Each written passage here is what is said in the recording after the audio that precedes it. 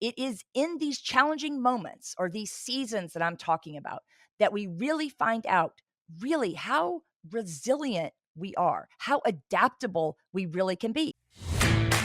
Welcome to the Damn Good Designer podcast. Join hosts Cheryl and Liz, the visionary and integrator balancing all the moving parts of a full-service interior design firm. Get ready for a wild ride as they challenge the norms, challenge the industry, and challenge you with damn good truths about what success looks like today. Now your hosts. Hey everyone, welcome back to the Damn Good Designer podcast. We are here today to talk about something that, in the spirit of sharing everything that is going on in our business along with you, I am going to talk about something that I have written a little bit about. So you might see some more articles and things like that in some of my columns and whatnot that I do, but talking about really the seasons of a business and where you might be now might not be where the end goal is, and that's kind of okay.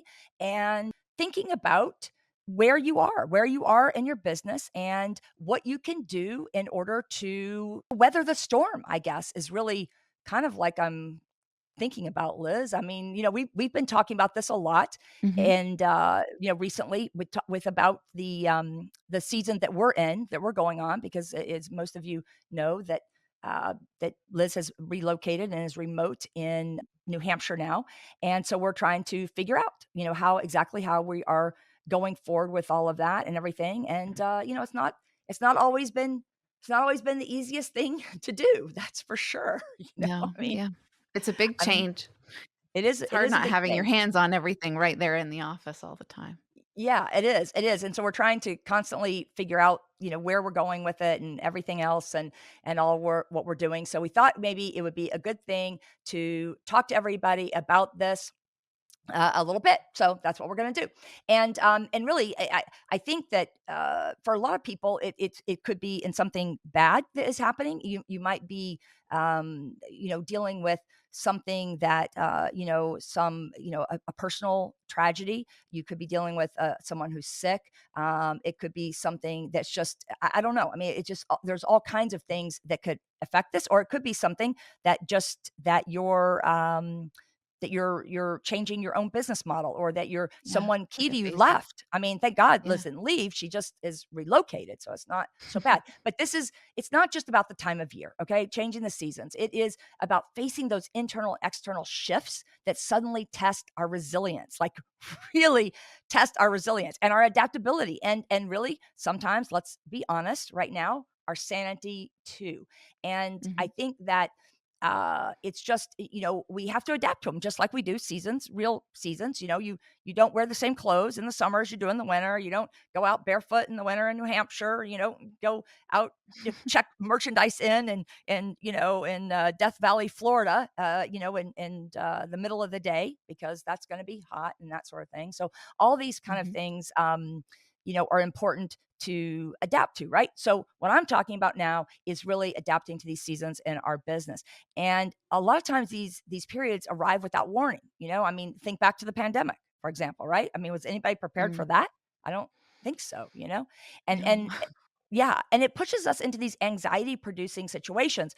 And I think that it's not always it doesn't always have to be like a big change. I mean, I wouldn't equate Liz relocating and maybe Libby thinking now about having a baby herself eventually. I say eventually, like, but sooner than later, and which is a good thing for me as a mom, as her mother, and maybe not such a good thing as a boss, and all that. But these are all these seasons that we have to deal with, and all of that. And so it doesn't always have to be something that is some major thing, because some people have things that are really scary. They may have personal health issues or their spouse or whatever. But these things, we find ourselves at a crossroads, and we have to adapt or become overwhelmed. And you guys know that overwhelm is one of my least favorite words. I don't like that, because I'd rather consider overcoming, obstacles. And so since we've Mhm. been, navigating this ourselves, I thought, we would talk about it a little bit, and then also talk about a little bit, kind of a brief podcast here, but some of the things that we're doing, to try to get some control back, and to really foster that resiliency that we need to have, because resiliency is an amazing thing for a business owner to have, but not let it short circuit your business. I mean, to a point you cannot recover. So I'm Mhm. going to get into that. But Liz, do you have anything to comment on this since you are sort of the topic of the conversation in a way? Yeah, I mean, I think that just like anything with a business, they're obviously going to have different cycles that it goes through if you want to grow it, if you want it to be something more or if you want it to have longevity. And sometimes I think it's not as clear right as the change is happening. It's almost like once you get past that, you're in that first like quarter of reacclimating essentially, that you start to have these things that pop up that alert you to the fact that either something's not right or, oh wow, this really worked well, like maybe we should be doing this more, or maybe certain market shifts happen that you have to be responding to, and it really does boil down to thinking logistically about how you cater to customers. All of those type of things can be a part of how a business grows, and I think it this all kind of aligns with this idea that nothing that you do probably in the course of running a business and managing its ins and outs necessarily is ever going to be permanent. Mhm. Right. You're always going to have Oh, these boy. fluctuations that you Yeah. have to kind of be keyed into. Right. What was sufficient to get you where you are today is not sufficient to keep you there. I don't know who said Yeah. that, but that's a quote I've been using since I was in, radio days. And so some of the Mhm. things, and we talked in one of our private podcasts about energy protecting and managing, really. Not so much I mean, protecting is part of it, part of managing, obviously, but managing your energy versus managing your time and what that means and what that is all about. So one of the things that we're doing and that we're thinking about is to really be honing in on that, to honing in on what is sucking our energy and protecting that energy, output. Because this whole anxiety can be exhausting for you. I mean, really, especially when you're in a creative and direct consumer businesses. I mean, like retail and design. I mean, it's vital to recharging. So one of the things we're really doing is protecting that and managing our energy better and really focusing on it. So we have been in a couple of months reevaluation of things that we're doing. And Mhm. those of you who are in TDP will probably be getting some updates on some of the things that we've talked about last year or that we're talking about now.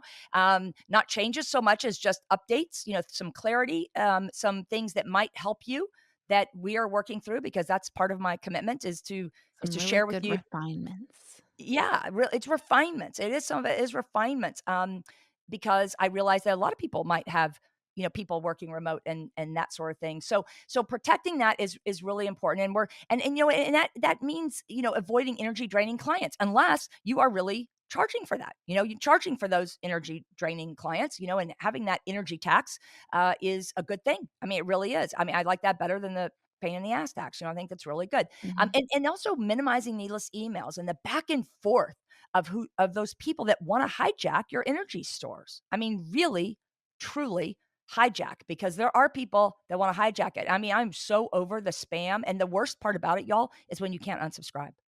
I don't know how they get your Oh name or yeah. what they're doing, but that really is killing me. So in that regard, a tip that I have for you is, don't think in terms of a time suck, but in terms of an energy suck. Determine what drama you can and can't reasonably cope with while dealing with a difficult season. So when you're in this season of change for whatever reasons, it may be happening. Respect those energy supplies and really guard it. I mean, guard it carefully, guard it with your life, really, because it is so much more important than your time, is that energy you're putting out. And it's the most important gift you can give yourself and your team and your clients. Okay. So all of that is there. And then the other one I wanted to say, there was actually a couple of them here, but the other one I wanted to say, because I wanted you to weigh in on this, Liz, because this is something you and I've talked about a lot, is fostering your team ownership.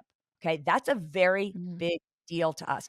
I like people to own a certain um, collection of tasks. Okay. I really do, because I need one person that we know. And because we're hiring somebody new, because we're busy, because all these things, and because of the season that we're in and this changing season, there has been a little bit of divergency of responsibility and who's watching the baby. Like I go out and the other day and I see that we have like trees growing out of our gutters. Okay. There's trees growing out of our gutters. Like, okay, go figure.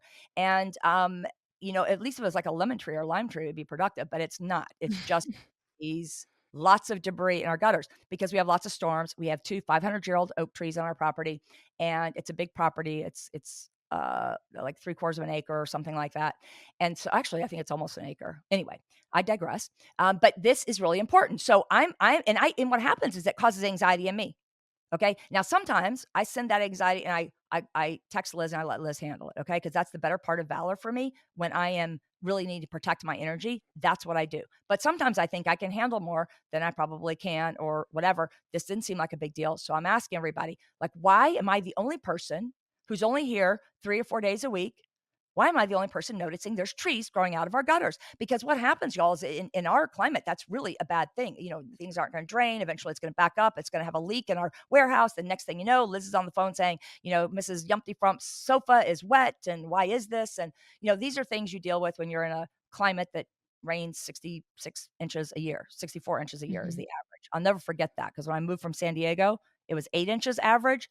And when I moved here many years ago, it was 8 times as much. So I've always remembered that little nugget of information. It might have changed by now, but that's it. So this team ownership is important. Okay, it really is. And when you're in uncertain times, and in my case, I'm talking about with the some of the changes that we're having with Liz being gone and me doing not 25% of coaching, but maybe 40% coaching and 60% of the rest, or whatever it may be. I don't know. I haven't figured that out. But whatever the case may be, we're having these changes. But this can also reveal hidden strengths. It really can. And Mhm. it's a chance to reinforce the idea that people thrive when they're clear on their role. They feel empowered and they aim for mastery. They really do when they're clear in their role. Now, does this sound familiar, Liz? Because I Mhm. have, even with Liz herself, whose role in the past has been literally, we call her the VP of everything, the Lizonator, Lizomatic. Okay, so you get the picture here, right? Well, you know what? Lizomatic is not so omatic when she is in New Hampshire. We have to adjust. She's still managing everything. Okay. But I'm saying to her, this is my comments to Liz over the last couple of months. Okay. So I don't think you can do it all. I don't think physically you're going to be able to do that. You have a new baby. You're not going to be able to do it. So let's go over. And Liz doesn't like giving up her responsibilities. It's like it's some kind of badge of honor. I don't know what it is. I don't know. Doesn't get paid anymore for it, whether she does a lot or she does a little. I mean, well, I mean, if she did little, then maybe that we would talk about that. But don't get any ideas, Liz. But I'm just saying that it's hard for you to give up something even when I say to Yeah. you, "That's beneath your pay grade, Liz. That Mhm. is beneath your pay grade." And she's like, "Well, I like doing the invoices because I like control." And then she gives me a whole litany of things. I'm like, "Really? You're doing invoices, okay? So I'm paying you what I'm paying you to do invoices?" So this is the thing is that, making sure that you have dedicated ownership and decision empowerment also, it not only helps navigate these hurdles when you find yourself in a sudden, season that you maybe didn't know, but it also builds a super resilient and dedicated team. And this Right. is probably one of the most important statements I have made all week to anyone. So let's go ahead and add to that. Yeah. We while we are both embracing and promoting this idea, we also struggle with it on a routine basis because that definition of kind of ownership and how people take that on or how long it takes for them to actually acknowledge that that's what they need to do to be able to really be hitting the Yes. wicket in their professional commitment to a company can be painful at times. And I'm saying that from experience right now, but Yeah. I think that Liz is going through a little bit of pain and suffering for sure. I'm sorry, Liz. I'm sorry. I'm sorry because I know I'm the result of it. I'm the result of your pain and suffering. well, it's, you get into habits, you get into habits of wanting to do things a certain way or getting used to things being a certain way. And as Cheryl will always, advise, it's like just because it's been this way for a certain amount of time, or just because you think you can do it quicker, or just because, that's how we used to do it, that doesn't mean that that's how it should be done, number one. And Mhm. that doesn't mean that that's what really benefits the team in the most sort of comprehensive way. And a lot of what has come of this is sort of that conversation about efficiency, about people being able to truly take ownership over the things that they need to be responsible Mhm. for without having kind of that awareness that there's someone who's going to like catch it or someone else who's paying attention to it. And so like, oh, it's okay because Liz will get that if I don't. take care of it, or, Yeah. Liz is on that email, Right. so she'll probably That's right. respond or whatever it happens to That's be. that's exactly And right. so it's a matter for me of taking a step back. Yeah, and you trained them to think that. Right, of taking a step back and not being helpful, not, sticking my nose in where it really doesn't need to belong. Still being sort of generally aware of things, but also being cognizant of the fact that we do have a team who's very capable and people who have the capacity to do these things. And if it's one less thing that I have to have my brain focused on, just like, we talked about in a recent podcast, being able to relinquish that sort of energy and the time that I'm spending thinking and focusing on that, the better I can be at doing something else, or Yeah. working through something else that's a higher priority. And then, from kind of a lower level, really making sure that people feel that they kind of have an opportunity to touch and to um, push certain aspects of what we do on a day to day basis forward, because I do think that it elicits a a growth professionally, but also an ability for them to be more involved in the company and to be more of an asset, and to feel that like good, fulfilling, yeah, I got something done and it was challenging, but like it was worth it type deal. Yeah, yeah, and So talk I've a got little lots bit. of feelings on this, both Yes, sides I for I kn sure. I know that would be we could probably do a whole podcast on it, but here and maybe we will, because I think it's fostering team ownership is probably one of the smartest things you can do, even if you have a team that is remote or you have a VA or whatever. But talk for a minute, you said something about, what we term, and you glossed over it because, we talk about it in a certain way all the time, so I know exactly what you meant. But when you talk about, "I have to stop being helpful. I stop Yeah, being helpful." What explain to the audience, though, what we're really saying when we say that, because it's not really literally, "Oh my god, Liz doesn't wanna be helpful anymore." No, it's not right. like that. Explain No. that a little bit. I'll give a really good, very basic, very silly example, but it's honestly, this is a good one. So, we have a couple jobs that are running right now that have multiple subcontractors coming in and off of the job site. They need to be able to access the house. The client has given us a key. The key needs to go in a lockbox. We don't have any lock boxes, and the subs don't seem to have any lock boxes. So I say to someone on our team, can you please, whenever we do the supply order or whatever, we need to get these this week because I want them on by a certain date, whatever it was, Monday. So, put that out into the universe to a person who I know is more than capable to make that happen. So she gets the information of the lock boxes we need to order. She gets the price for Cheryl to approve. I'm copied on the email because, I originated the task to that person. And, Cheryl has responded back about it or whatever. And it seems like there might be a situation in my mind where I should just order them because it seems like it's not going to happen in time. That's the gut Right, instinct that I have. right. So I go ahead and order them. Cheryl also orders them. So not The day only before. does the task get done twice, but also then what happens is on my, company credit card, when that charge comes through and there's not an identifiable reason for us to have needed that, she's questioning it. And it's on a weekend to top that. So it's like not a great time, obviously, if Well, we I have to got be well, dealing with to what's on the explain credit it, card. I wouldn't have said anything to her except the fact that Bank of America told me we had fraud charges. So, There you in go. order to protect all the times we use the credit card at like on Friday to pay bills, because that's what we do on Right. Fridays, and sometimes we're paying them with credit cards, even though we have credit with the companies, we still pay some of them with credit to get the points and all that. And so that's why I'm asking her, about this, and then Right. we discover that Liz had been helpful, because really what Miranda had said later, because I had to get to the bottom of it, because it sounds like a silly thing, but for me, I have to get to the bottom of it. Like, why did this happen? And part of it, in truth, is probably because Liz might have assumed I wasn't going to do it.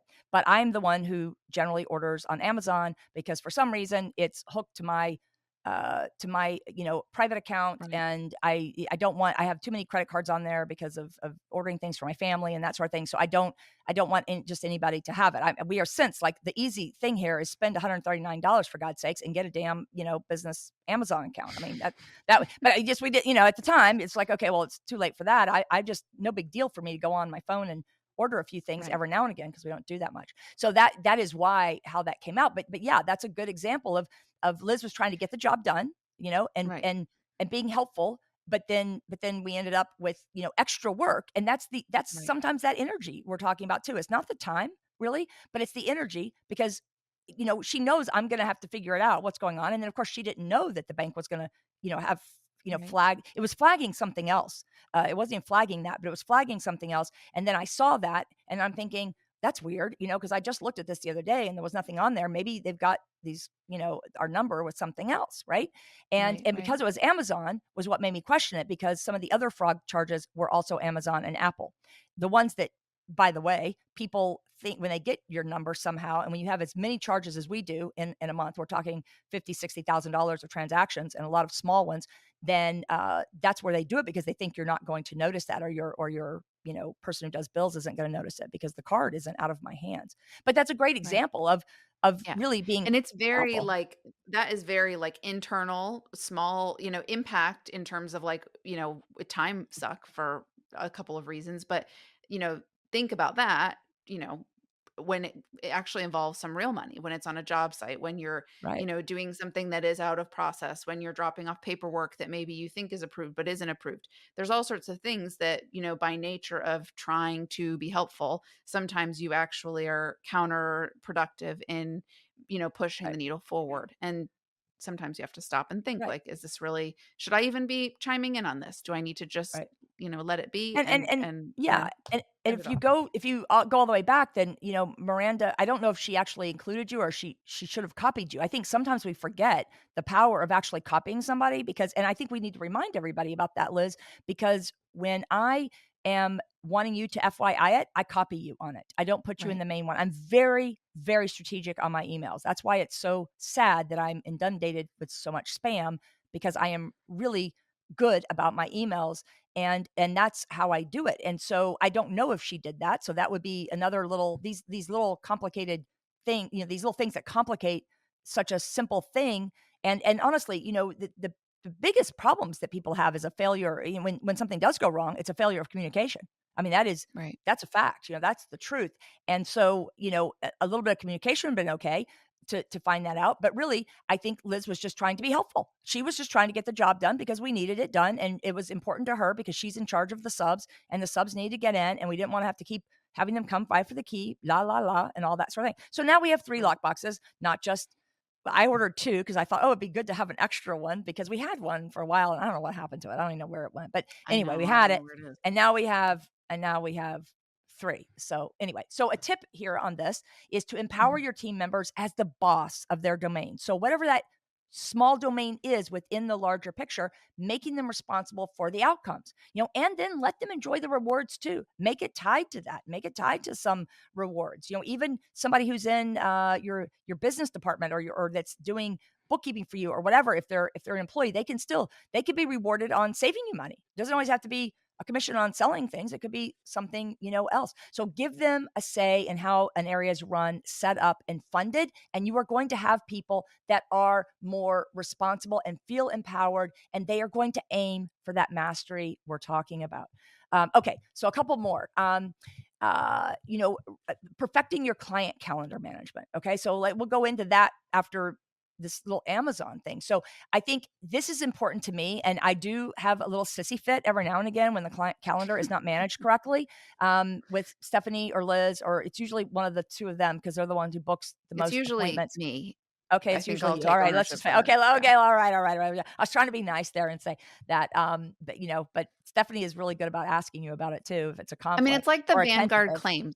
I think about it this way. When I first started, it's like the Vanguard claims. We had a lot of orders, we had a lot of claims. So it's like I think to myself, okay, there's a lot of things I'm doing. So if the percentage of the times I'm getting, probably making a mistake is higher, I'm going to justify it as hopefully I've got enough other tasks in there that are Yeah. going Well, yeah, okay. you do, It's you all right. do. Yeah, this I is come up with always I come minor, up but, I get hooked on to some of it because some of these things are important to me, and the calendar thing, I kinda live and die by that, so it's right. really important to me. So I think managing your flow of projects, especially in our industry, can cause a lot of problems, daily, from subs and, to merchandise not arriving to all the other fun things we juggle.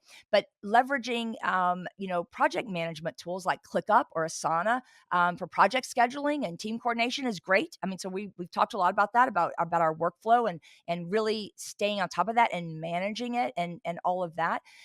So that kind of thing can be really a good deal. And we can interface ClickUp with our calendar. We've kind of took that off for the time being because ClickUp went through a lot of updates, and so we have to kind of go back to that. But you can really, in general, the ClickUp that the system in general, which and it's very robust. I have to say it's very robust, but sometimes the fact that it's very robust scares people away. And we are a little like pissy about it right this minute because they've had so many updates. So it's been a little crazy, although I think they got it worked out, Liz, because I was on it a lot yesterday. But anyway, this releases space in our brain for doing the more important work because we can have things on there that I can go back to see. It can tie into the calendar and that sort of thing. So, a good tip here on this one is also to forego unnecessary responses. I mean, reserve the genuine appreciation for in person communication because really, Mhm. honestly, I am, as much as I love email, I am over email. I'm big time. So, and one of the things you can use is a company called Maelstrom.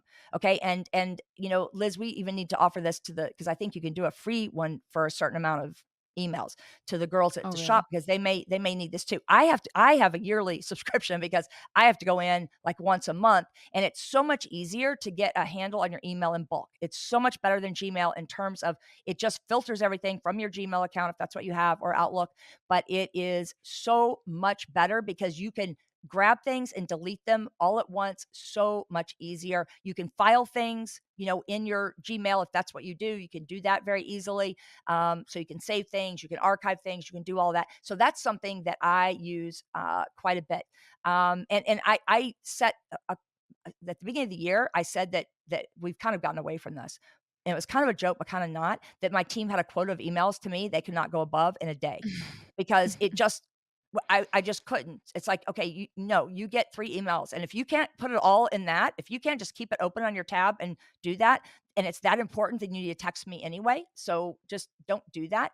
I can't. I just check out after a certain amount of them. But now we have worked it out with ClickUp that really actually the homepage on it, Liz, is really actually very good because if you assign a task to somebody, it shows up there. And I almost think Mhm. that we need to go back to doing it that way rather than the planner unless people just want to use the planner to organize their own days because if we assign something and we make everyone go to the homepage they will see it on there Mhm. so that's an important thing. So Maelstrom is good. Using a system like ClickUp or Asana or whatever to be able to do it is good, and then really get people to understand that to give you all the information in the first email if you have a team. Right. Okay, you really Right. do. I mean, give it all the do not let me say to you, "And so?" Because if you do, that is like everyone in my team knows that is, "Uh-oh, what did I do wrong here?" Because I just can't. I can't do it so much with all of those. I just can't. Okay, do you have anything else to add to that one, Liz? No, I think that's good. I think you I mean, it's you know what I'm talking about with that, with calendar management, email management. exactly. It boils down to sort of, just being conscientious about the fact that we have enough constant distractions as it is, that being able to use these systems that are supposed to be in place to help us communicate and to help make things easier through the day, use them effectively. Don't abuse the option to have Yeah. immediate access and to, have that all right in front of you. Right, right. Okay, so another thing. Okay, so I've got two more ideas here. Another thing to really, to again navigating this season. We're talking about navigating this season that might be either change related, like it is with me, or it might be that something's going on in your life, or you just had a baby, or whatever the thing is. Another thing is rethinking your organizational capacity. Okay, you do not have to pursue every sale or project. And I'm saying that to myself as well as to all of you out there because sometimes I get really excited about the leads and I'm thinking, wait a minute, we're booked up for months. So we're not going to be doing any of this anytime soon. And they may not want to wait on that. But during a particular a time of change, you really want to be careful about it. You really want to not get gung ho about every sale that comes along and that sort of thing, and really maybe have a different product that someone can purchase that is going to be less energy suck for you. Mhm. That's easier for you to do. Maybe you go to doing one off, designer for a day, or you're doing something like that that is not as taxing and as long term commitment. But I think declining these misaligned opportunities is really an art. It's really an art. It's an art that Oh, for encourages more sure. confidence in general, you know what I mean? It's more confidence and knowledge about the products that you actually sell, like if you do something more than full service design, which we do, have other products for people other things that other ways to work with us, I guess I should say, that's not just always full service design. But it provides a lot of insightful clarity into how your most precious resources, which is your team and yourself, on that team, can be managed most effectively. It's not always about Mhm. efficiency as it is about being effective. I'm going to give you permission right now to scale back and focus. Okay. You can scale back and focus because that is probably ultimately what's going to propel you forward even more, I think. Mhm. So, what do you have to say And it about that one, makes Liz? it helps well, I think that what I like about this sort of mindset is that it helps keep things kind of interesting.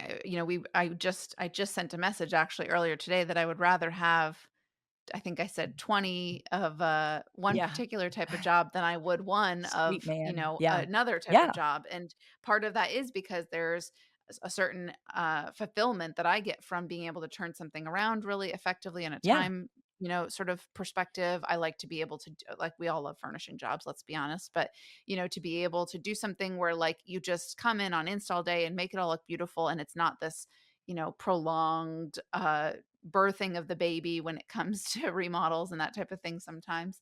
So, having that little bit of a mix and having the relief of a job that kind of goes a little bit quicker and where you get that instant, photo shoot and those instant reviews is really kind of nice, I think, sometimes. So, Yeah. No, I agree with you, and I have said many times, in whether it was in Bob or in disruptive reinvention or whether it was in TDP or one of the other things that we do in the coaching world, is that we are, we go through times where we're actively looking for quicker jobs, jobs that are going to be in and out yeah. for whatever reasons. And it may be because of we're projecting ahead. Maybe it's because we have a lot of new construction going on. Maybe it's managing your capacity. It's really managing your capacity overall and rethinking, the capacity that you have. So all of that is so important. We teach this in TDP, by the way.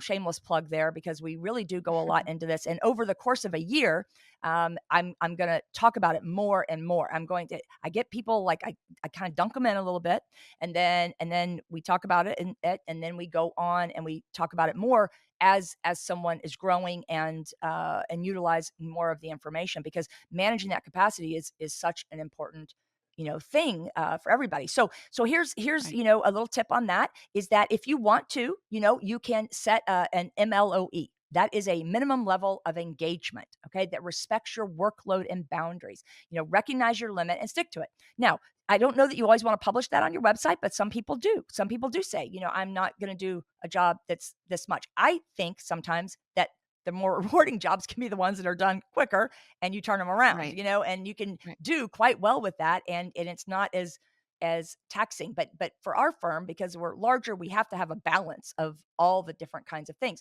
So there is definitely a minimum level of engagement that we have to do. We're not going to go out and do one room. We're not going to do that. So, maybe you need to analyze that for yourself. And what is your minimum level of engagement? What is that? And I always, of course, I'm all about the profit. So I'm going to say it, base it on the profit, not the revenue, but the profit. Don't say I'm not going to take a job unless it's $100,000 job. Don't say that, because what does that mean? It might mean $1 in your pocket. So who cares? I mean, you Right. want to look at it internally. And so I don't really advocate putting that out there in the world. I do advocate talking about it, though, in a sense, in a discovery call. And then, okay, so the last one we're going to talk about here is relinquishing some control now. Okay. What do I mean by that? Mastering delegation is a journey. Okay. It is a journey. All right. It really is. Ask Liz about that because she's been on this Mhm. journey for many years now. And a Ugh, lot of probably times my whole you, life, probably. yeah, well, yeah, probably in your whole life. Another, I could probably talk to your family about that too. But it's a lot of times for people when they're the lead, in the business or the owner, the CEO, it can take a decade into having a business, into entrepreneurship to really understand that. It really can. And that's you can say, okay, I've only been in 5 years. I'm doing okay. But it really is important. And if you try to if you really beat up yourself too much for not having mastered that now, you might be kidding yourself because really it is a something that takes time to understand and master and also be confident in the people that you are delegating to, which is a whole nother thing. You can see Oh, yeah. number one or number two about making people the boss of their of their domains. But I think that this is important because true delegation enables game changing growth. It really does. Okay, super important, not only in the client numbers or sales, but also in readying your business for its next evolution. It really is so important to be able to delegate. I consider myself a master delegator. I'll delegate every damn thing I can, other than schematic drawings and showing up for the workshops at TDP. I mean, and now I will say that there are things I like to review and that sort of thing, but that doesn't mean that I'm not going to delegate. I can't delegate everything because I'm too important of a player in some of the other areas. But I really do feel like that's one of my strengths, and I think it's something that everybody needs to practice now, relinquishing Mhm. a little control, okay? Just relinquish a little control, especially when you are going through a changing season. So my tip for that is trust your team more, okay? Even if it's outside team, maybe it's a sub or a contractor, make sure there's things in place.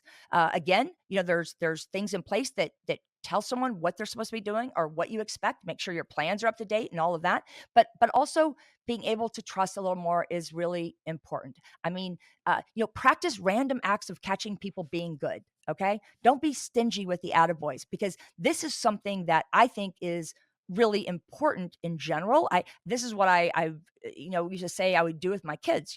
Instead of getting on to them about something, I would catch them being good. I would just catch them in a random thing where they did the right thing and make a very big deal about it. And I think that that's something that we could all do with our team members too. And that means, Mhm. our contractor that we might be on his ass today, and maybe in a week we can catch him being good or something, or whatever. I mean, it's just Right. whatever it may be. But it's about growth, trust, liberating yourself to really concentrate on the broader vision at hand and training yourself to think that way too. Because I'm telling you, you're not going to grow if you can't delegate. That's a fact. Right. You're not going to grow. And And it's I remember, think it's Liz, don't forget we have Jonathan Adler that we could put in yes, here we do. that's, says to you from 8 years ago, Liz, delegate. You need to delegate. I had him say that I at this know. talk and it was so funny. I love listening to that. It makes me laugh every time. But go ahead.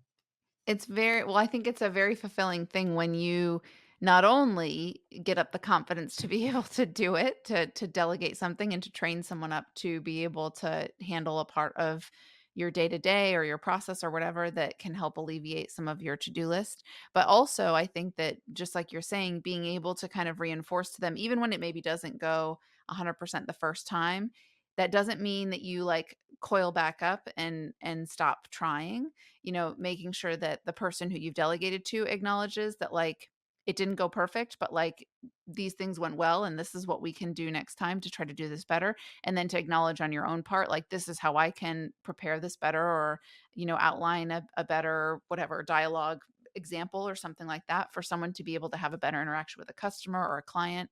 Yeah. It really can be sort of double sided to make sure that people know it's a continuum. It's not just going to be a one and done, like, you get the delegation award for the day and then move on for the rest of your life because it just doesn't work that way. No, it really doesn't, and I think that Liz has gotten a ton better about it because, the truth is that she's been forced to, right? Because she's in New Hampshire. Right. So she has been forced to do that, and, she may think she can come down here with Josie on her backpack or in her front pack or whatever, and like they're planning on doing. I hope you haven't forgotten that, Liz. And Mhm. come down here, 4 times a year and spend a week and really getting involved in everything and all that and manage the entire company for the year. But it's not going to happen. I'm not going to Right. say that she's not going to try to do that, but it's not going to happen. And so she has been forced now to learn to delegate. And for me, I had Right. to learn to delegate years ago, or I would have nobody working for me because no one is going to work for someone who is constantly, in charge of everything, and you can't let them breathe or give them some responsibility. So these things Right. are super important. And I hope that's been helpful for you. Let's go into our damn good truth for today. It's very short and sweet.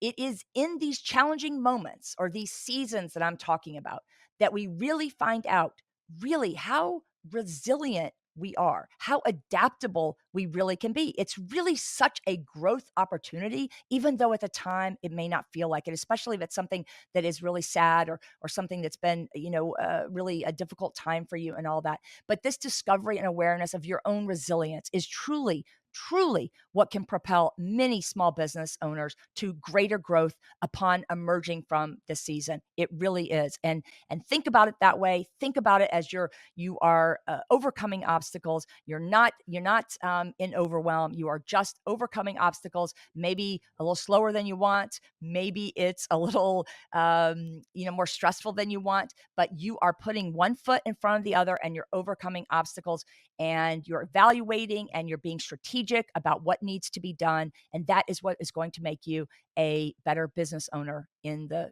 final analysis. It really is. So thank you guys for Mhm. being here. We really appreciate you being here. Drop us a review if you like what you hear. We love that. It makes our day, mine and Liz's, especially mine.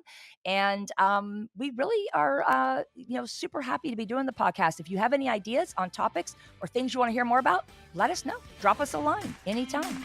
Thank you. Bye, y'all.